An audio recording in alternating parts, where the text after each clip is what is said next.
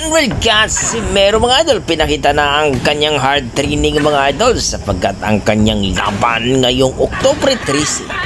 Taong kasalukuyan mga idol kontra kay Saul Chances na kung saan mga idol sa bansang Japan na nga ang kanilang laban at talaga namang pinag-uusapan ng buong YT mga idol ng ating pambato na si Cuadralas.